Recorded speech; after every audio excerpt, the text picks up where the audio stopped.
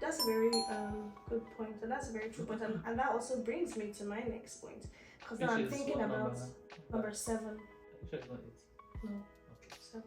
Because I'm thinking about what you said about, you're going to church and we're going in different cars, and we're going to church and we're going in different cars, and for some people that's actually like an argument, right? For some people they're actually having an argument. That's why they're going in separate cars. That's why other people may interpret people going to church in separate cars as they're having an argument. But my point here is that out of that is that it's important that we also learn to agree to disagree in peace. Yeah, that's a very good point. And that's something that I've really learned, and it's even become part of my many mantras, right?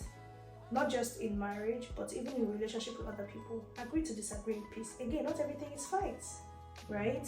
We don't have to have, we're two separate individuals. We don't have to have the same opinions about everything. We don't have to have the same thoughts about everything, right? For you, this is blue. For me, it's gray. Okay, good and fine. It's not my shirt, it's your shirt. So how can we come to a place of exactly where we can just so if it's a thing that we don't have to pick, we don't have to make like a decision. And even I think that eventually we can talk about that in maybe like conflict resolution or something. We can talk about having to make a decision. But if it's something that we don't have to make a decision, right? Even if I say that your shirt is blue and you think that it's gray, like it really doesn't matter.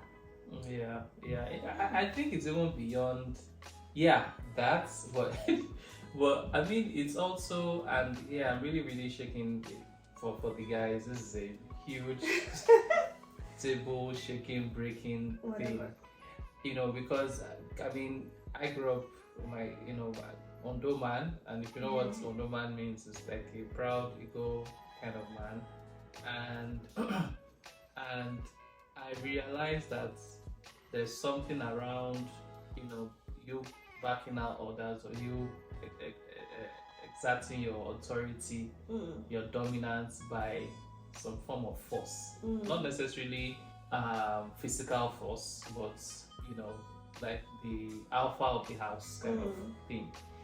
So I think it's in the subconscious of a lot of us African men, and I think that that does not allow us to be humble enough to come to a place where we value or we acknowledge the opinion of our spouse. Because if we don't do that, at the end of the day, somebody will be disgruntled or unhappy. Yes, you may be able to exert your force and get your wife to do what you want her to do. And I'll give an example. However, at what expense?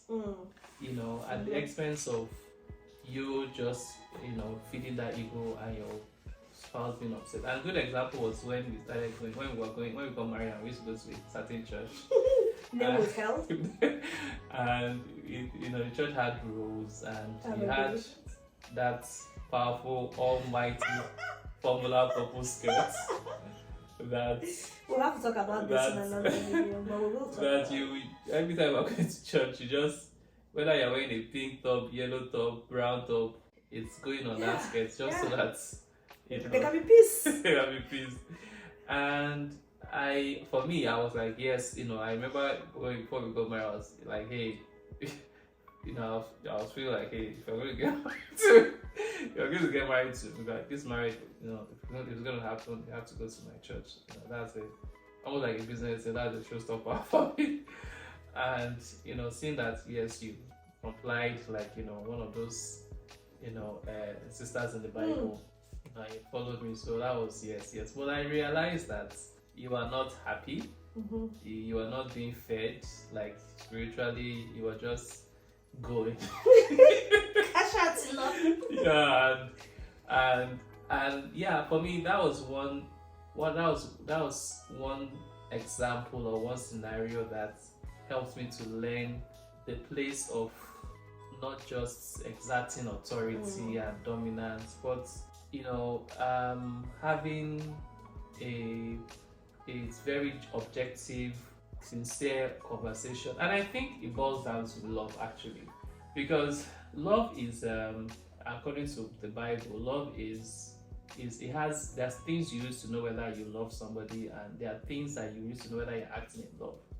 So if you're being selfish, if it's something that is feeding your ego, and these are things that you as a person, you have to tell yourself the truth. Sure. If you don't tell yourself the truth, you are tilting towards being a narcissist, either as a guy or as a lady, because you are creating a mirage for yourself that is not a reflection of who you truly are, of the reality of what is really going on. And that's what I had to come to that realization that, Dari, I think you're just trying to be doing authority. And thanks to you, actually, because perhaps if you had resisted to say, hey, you know, that probably would have fueled it more to be like, I have to show you that I'm the alpha. But you're complying in quotes, and yet not, you can comply in a way that it can be ISEPs, but you didn't do that. Are you sure? No, you didn't do that, because if you did that, I wouldn't have known that you are not happy, or you're not, Okay, that's true. Yeah. True.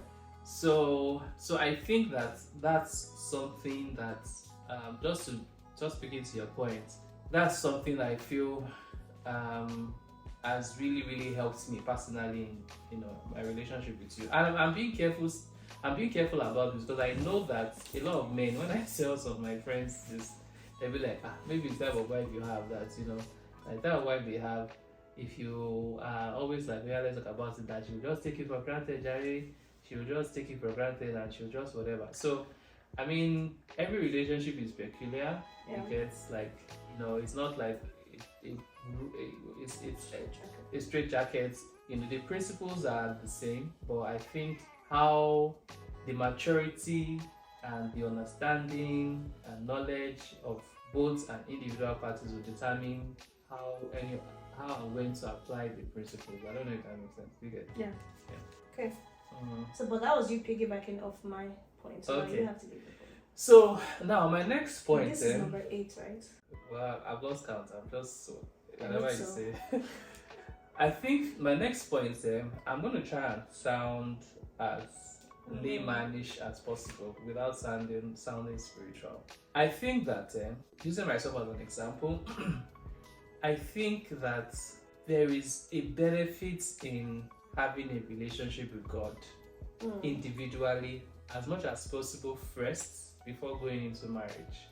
I think that it helps you discover you, and the process of discovering you is a process where you have to come to the reality of the things that God did not make or did not add to you, that are part of your qualities or are identifying themselves as you, and the things that God actually made with you or made you to be like that you are not manifesting. I don't know that that's a lot, but I don't know if that makes sense, guys. It boils down to identity. Yeah, it boils down to identity. So everything God made, He made perfect.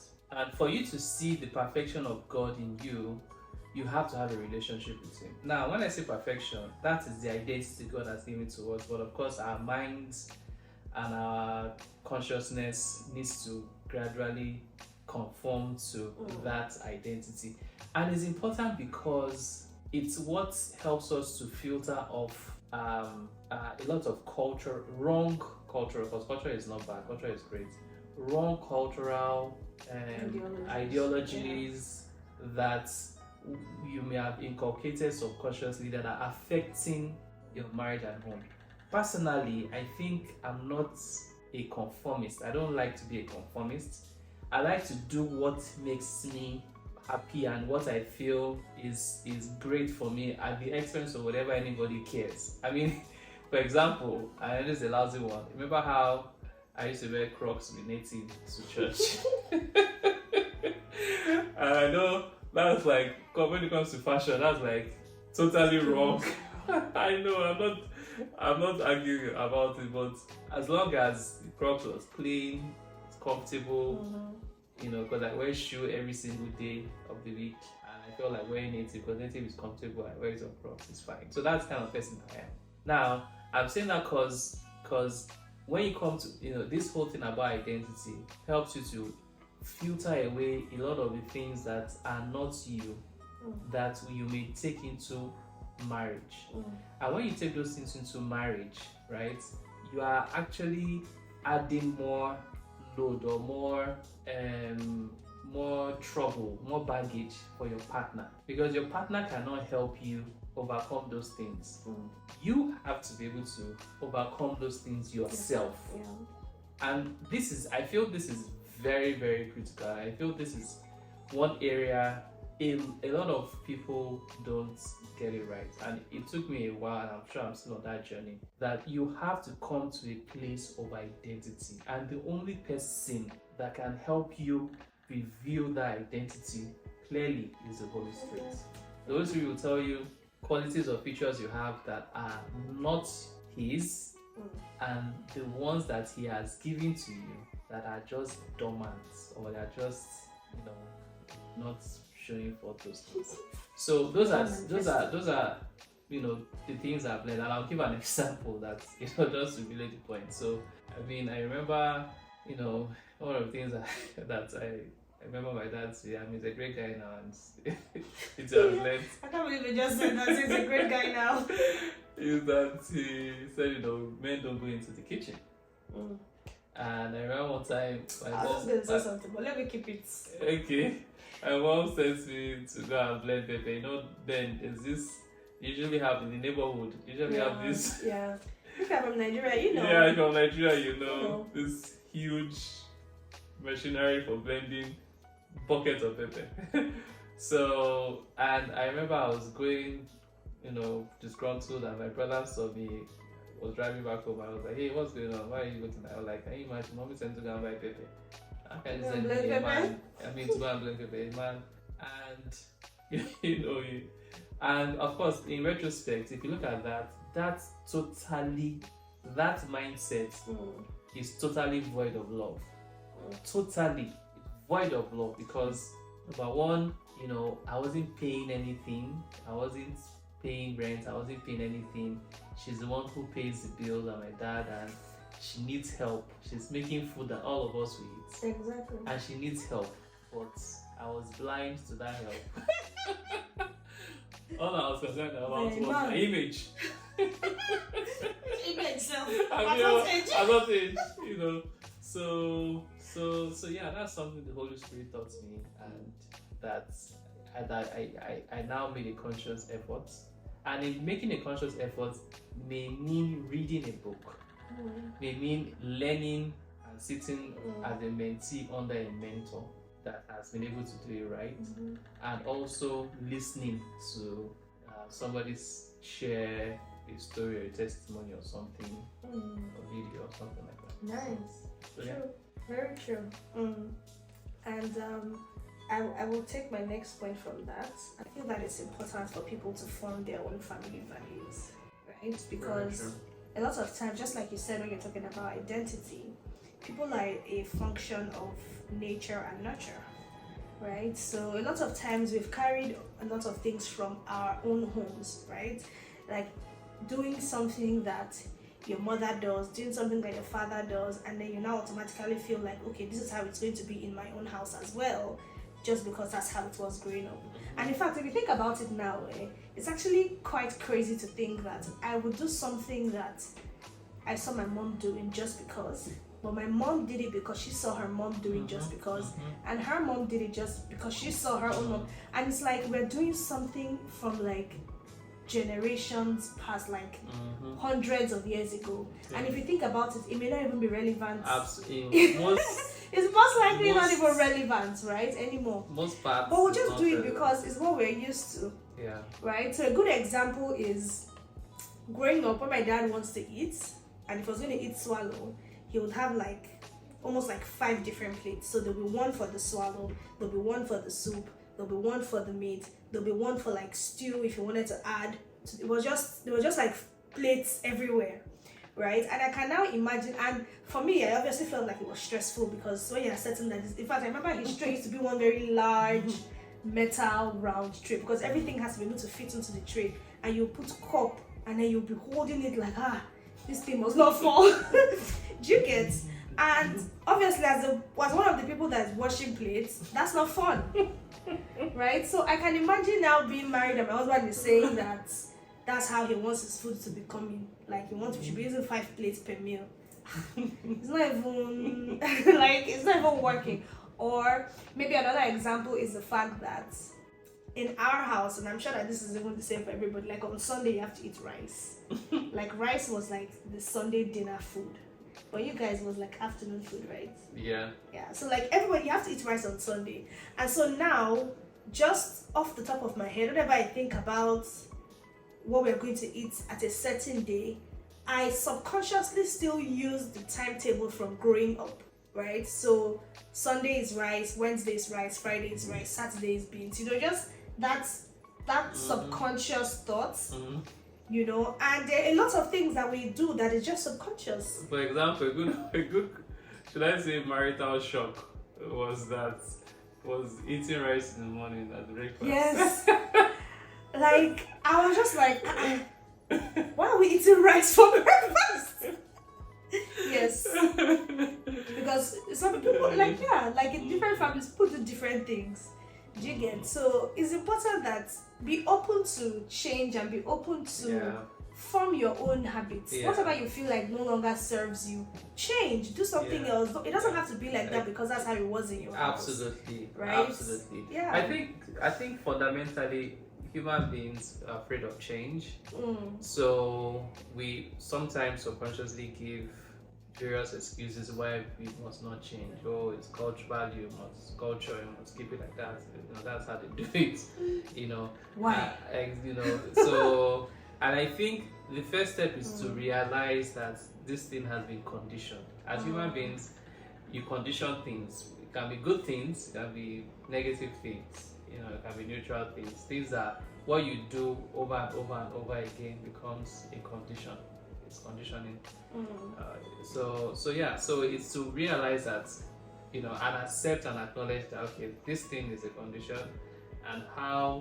and this thing is no longer serving me or serving us. And how must I subconsciously stop it?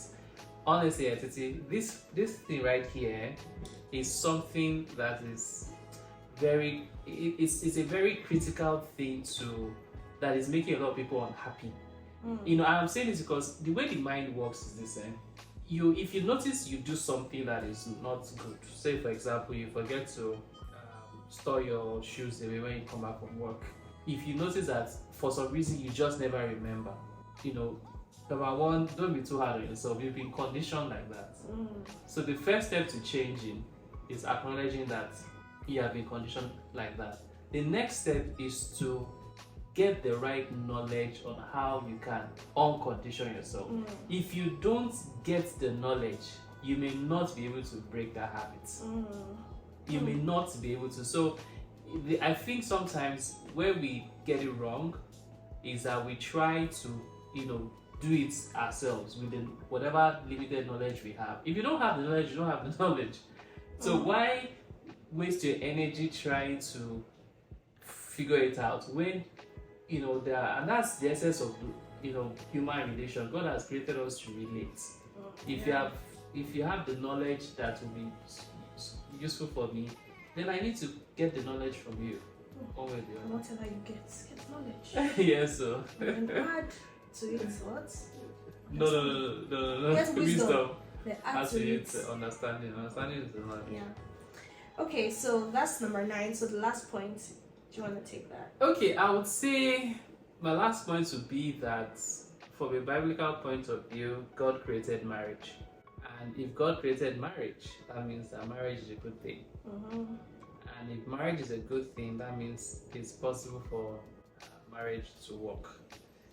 As a man, before I got married, one of the biggest challenges, or not challenge, but one of those common mindset I had was, how is it possible to stay faithful to one spouse throughout your marriage sign. And as as popular or selfish as that question may seem, is also conditioning as well. So if you know that if God created marriage and if He designed marriage to be between a man and a woman, and for it to remain like that for years till death do us apart. How are you quoting it? Okay, I'll quote. Then that means it's also possible for you to get the best value out of it, and it's possible for you to have one spouse that you would enjoy for the rest of your life. Yeah. So yeah, I mean having said that, it opens the door to now, which is going to be our last session, I guess, to now start learning and seeing how to get the best value, or get the best out of your marriage. Yeah. Okay, yay! So I'm glad that we finally did this. Fun. 10 things I learned in 10 years. 10 years anniversary. 10 years. Know. Nice. I can't believe I've been married for 10 years. Yes, sir. I feel it makes me feel like old. You know how you just look at all those aunties like, this auntie. It feels like some people are looking at me like, this auntie. Believe it or not. So guys, thank you so much for watching. We're going to be dropping more videos like this. This is just something that God has did in our hearts to do for a while. So we're going to be dropping a lot of content, not just on marriage, not just on relationship, but also on how we have been able to use certain biblical principles to change, improve, and impact our lives. Absolutely. Thank you very much. See you around. Bye. Bye.